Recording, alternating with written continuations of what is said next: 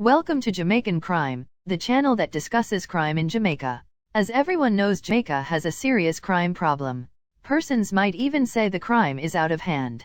The citizens of Jamaica depend on the police to protect them from the criminals causing the crime. So what happens when the police are the ones committing the crime? When the police are the criminals, then who protects the people of Jamaica? All too often we hear about police officers committing crimes. Today we are going to look at another incident involving the police.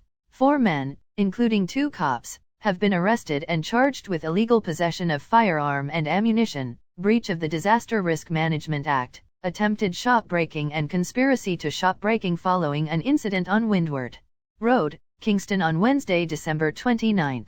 Let's go through these charges. 2 cops have been charged with illegal possession of firearm. What are police officers doing with illegal guns? This is very disturbing. So many times people accuse the police of planting guns at a crime scene. Where did they get these illegal guns? This is very disturbing. The police were charged with illegal ammunition. Well, at least they did not use the government-owned police ammunition and guns to commit the crimes. So again, where did they get the illegal ammunition? They were charged with breach of the Disaster Risk Management Act. I am not sure about this one. The police, even if they are off duty, should be allowed to move around. We will need to get more info on this charge. The other 2 charges are related to breaking into a shop. This one is amazing. Police officers breaking into a shop.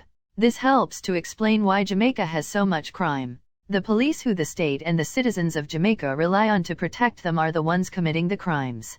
The only good thing in this story is that they were caught by other police officers. Charged are 35-year-old police constable of Banbury District, Clarendon.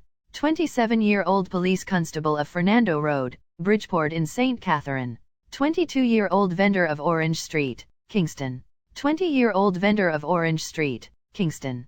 Let's discuss what these men did. Reports from the Ellitson Road police are that the men conspired to rob a bar.